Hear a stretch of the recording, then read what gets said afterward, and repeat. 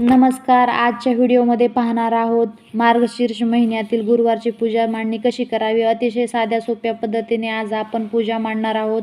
पूजा जरी अगदी साध्या सोप्या पद्धतीतील केली तरी काही फरक नाही, पण ही पूजा मनोभावे केली तर नक्कीच देवी प्रसन्न होते. अनेक भाविक श्री महालक्ष्मी देवीचे व्रत करतात. आपल्याला श्री महालक्ष्मीची कृपा व्हावी, संसारात सुख समाधान सतत राहावे हा त्यामागचा हेतू असतो. हे व्रत केल्याने उत्तम फलांचा लाभ होतो. व्रताचे नियम, पूजाविधी, कहाणी व आरती इत्यादींचा अंतर्भाव होतो. त्यावर श्रद्धा ठेवल्यास श्री महालक्ष्मीच्या कृपाप्रसादाने सर्व मनोरथ पूर्ण होतात. तर चला मग या पूजेसाठी काय साहित्य लागणार आहेत ते आपण पाहूया. या ठिकाणी मी देवीचा मुकुट घेतलेला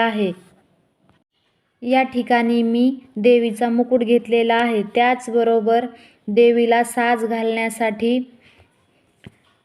चुनरी, गजरा, गळ्यातलं मंगळसूत्र, देवीला वस्त्र, साडी, गजरा देखील घालणार आहोत. तुमच्याकडे जे काही अवेलेबल असेल दागिने ते तुम्ही घालू शकतात. पूजेसाठी आपण आंब्याची पाने, पाणी, दही, त्याचबरोबर आपण निरंजन घेणार आहोत. धूप घेतलेला आहे, माचीस घेतलेला आहे, तांदूळ घेतलेले आहेत, अगरबत्ती घेतलेली आहे आणि आपण इथे महालक्ष्मीचा फोटो घेणार आहोत.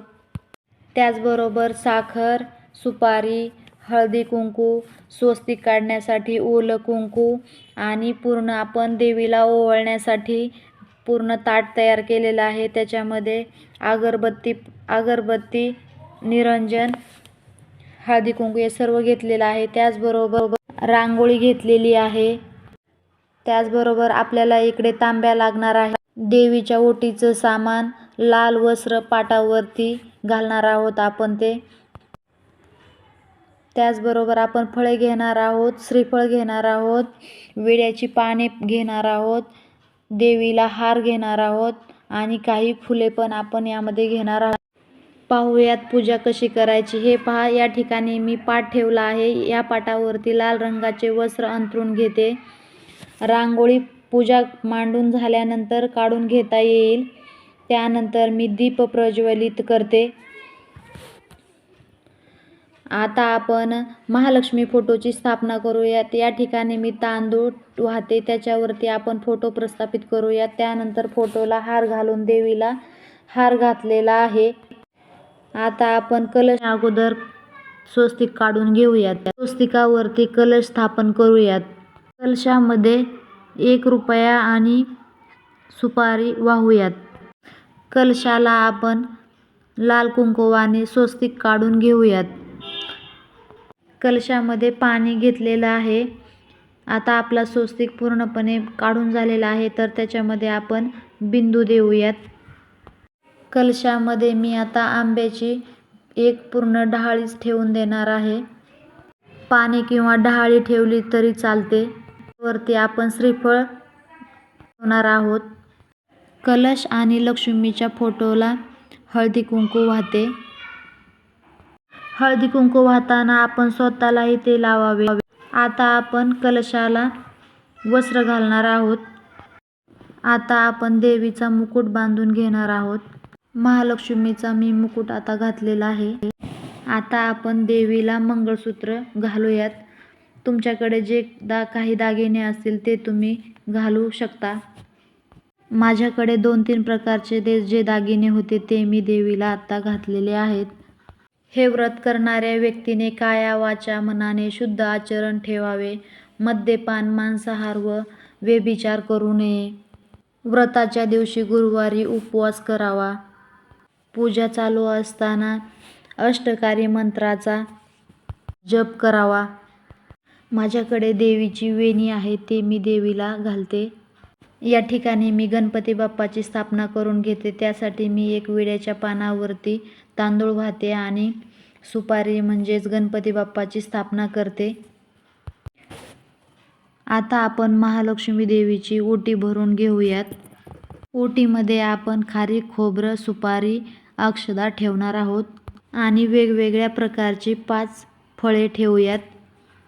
त्यामध्ये आपण केळी, पेरू, सफरचंद, मोसंबी, संत्री, चिकू, सीताफळ आपल्याला जे कोणती 5 फळे भेटतील ते आपण देवीसमोर ठेवू शकतो. त्यानंतर आपण देवीला फुलं वाहूयात. पाटाच्या दोन्ही बाजूला मी समई लावून घेणार आहे. पाटासमोर मी आता रांगोळी काढून घेते. पूजेच्या अगोदरच जर आपण रांगोळी काढली तर ते पुसून जाते हात लागला तर. त्याच्यामुळे मी पूर्ण पूजेची मांडणी झाल्यानंतरच रांगोळी काढून घेते. त्याच्यामध्ये मी आता देवीची पावलं आणि शुभ लाभोचे 2 स्वस्तिक काढणार आहे. मी रांगोळी काढण्यासाठी इथे रेडीमेड छापच वापरलेले आहेत. तुम्हाला जशी आवडेल तशी तुम्ही पाटाच्या समोर रांगोळी काढून घेऊ शकतात.